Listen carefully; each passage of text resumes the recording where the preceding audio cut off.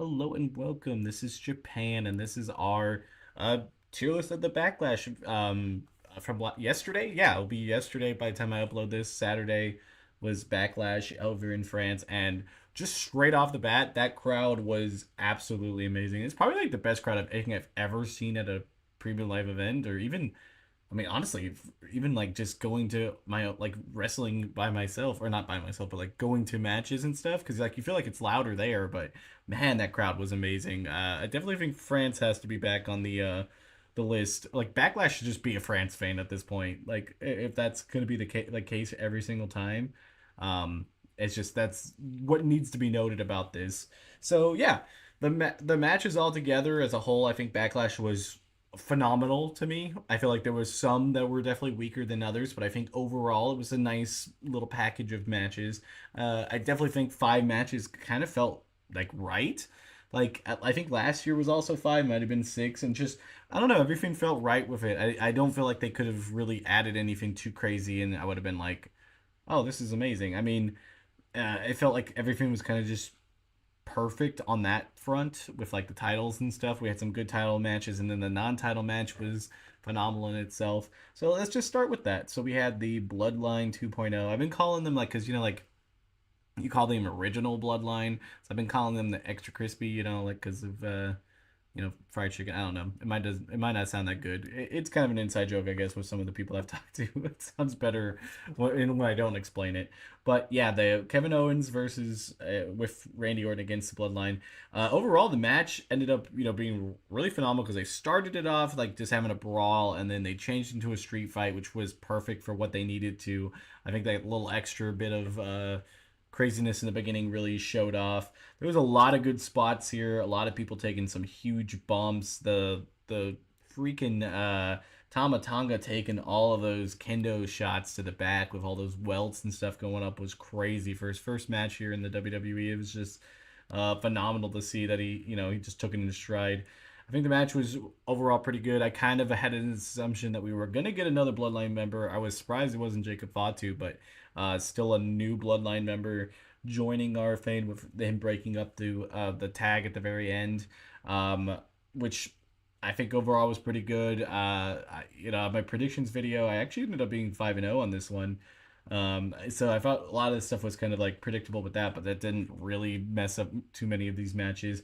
I think altogether, making it that street fight with all that stuff absolutely makes this into the very good. I think pretty much all it was kind of lacking was like I feel like there was some good portions of time where like Randy Orton was gone and like a lot of people were just kind of gone, and then like I just feel like that could have definitely been a little bit better.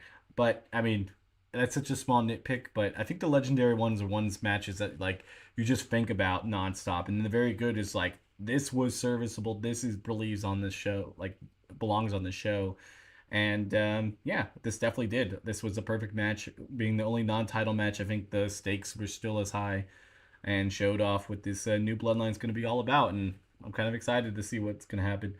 Next up, we had the triple threat for the women's championship with Bailey, Naomi, and Tiffany Stratton. I think Tiffany Stratton looked absolutely amazing in this match. I think Naomi and Bailey, kind of showed their own, but like Tiffany just stole the show. I think Tiffany, to this point right now, is my number one person thinking that needs to win the Money in the Bank. I think with her and a pink Money in the Bank briefcase can be absolutely amazing. I'm kind of completely sold on that idea until somebody else says something differently, but I highly doubt it's going to be anytime soon.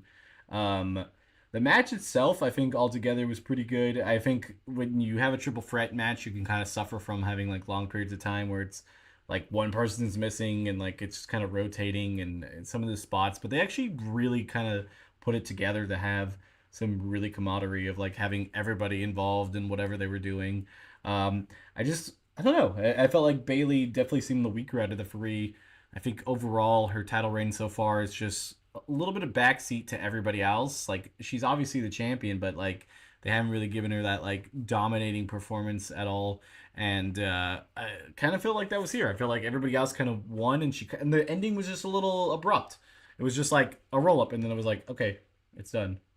And I mean, I guess that was like kind of more shocking because we didn't expect the match to end that way. But overall, it was a good match. I think it definitely worked here. It was Bailey's first title defense.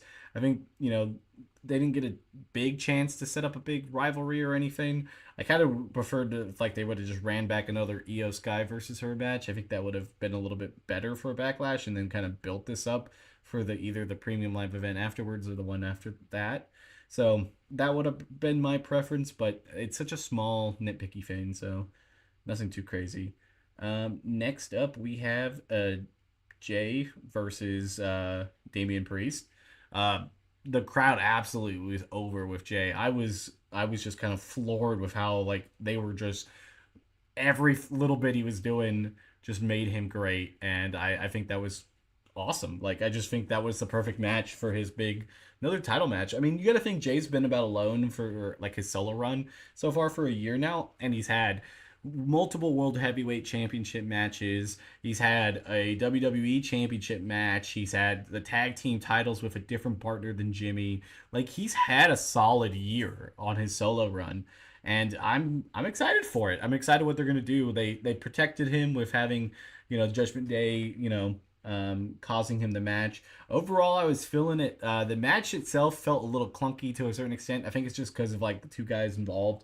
I desperately think I've been wanting to do a video like this, and we'll have to maybe even put in the comments right now if there's anybody you would like to see or like have me talk about. But Jay needs a new finisher. Like I feel like the spear is serviceable as like kind of like a good takedown. His Uso splash is great, but like him with the super kicks so overpowered. Like he's kicking him like 15 times and like nothing's really happening. And I feel like they definitely could he can use just something in between. I don't even know if it would necessarily be his finisher, but like a special, just something that Jay like the Yetasaurus Rex or some shit. I don't know. But I think overall, the match was good. Definitely think that like the ending with the Judgment Day coming and working to help Damien will further the story of them breaking up and all that type of stuff. So I think it was serviceable. I think it was a good first title defense for Damien. I think both of them just being like on their first title, so it takes some time. Next up, we get the tag team match. There was amazing spots in this match, and there was amazing blunders in this match. I personally love Asuka, and I love the Kabuki Warriors. So I was really wanting to see them win. No chance in hell they were going to win, but I went into it just having a little bit of hope. And there was just a lot of like weird stuff that happened with like tags being missed. Like it could have been the ref's fault, could have been Kyrie's fault on that one, but it was just kind of weird. And then like it fell apart after that. It just felt like people were getting tagged weird, and like the ref didn't know exactly what was going on. And the finish, like the absolute amazing jaded that Jade Cargill did was kind of just ruined because it wasn't the finisher. They should have just made her the legal woman, and she would have been able to just finish her off that way. I would have been completely on board. But then it just kind of felt weird to have Bianca pin Asuka on there. I feel like the pin should have gone the other way. Overall, I didn't really quite enjoy it. I felt like we really did see a lot of mess ups on Jade. She felt very exposed in that, which she's new. Like obviously she was in AEW, but she's still overall kind of new. So yeah, it's gonna happen like that. Next up, we have AJ Styles versus Cody Rhodes, and then for a first title defense, I think it's one of the best I've seen. I think Cody and AJ were the perfect combination for this. I think they had a little bit of history, a little bit of like inside and outside of just like knowing each other throughout the years, both being Georgia boys. I think all those kind of small things can add up to making a pretty good match. Overall, I feel like with like kind of the way that their styles are, it can kind of look like it dragged on a little bit in certain spots, but I think overall, like for a first title defense, I think it was great. I personally think it was one of my favorite matches of the night. It was back and forth, and they made AJ Styles, look pretty phenomenal out there to at least be like, is there a possibility that could something happen? I mean, we all know there wasn't, but like, at least they made him look like he could. Overall, I do think I definitely would say it's one of my favorite matches that night. I'm trying to think if I had to pick where I'd put it, like my favorite, because I personally just enjoyed the street fight for a street fight. I think some of that just like watching something crazy happen and all that crazy spots.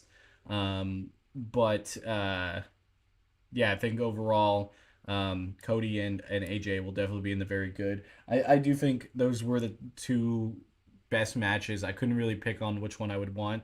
I just think, it was Cody's first defense, so like it's the first of many, and I think it was a really good showing. Tell me how you guys thought about Backlash. I'm also doing another video.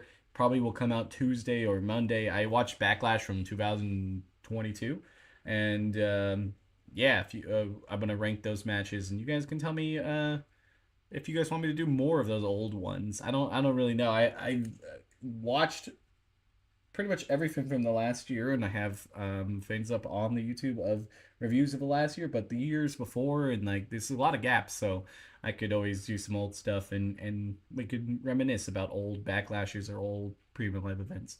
But until next time, it's Japan. Bye, guys.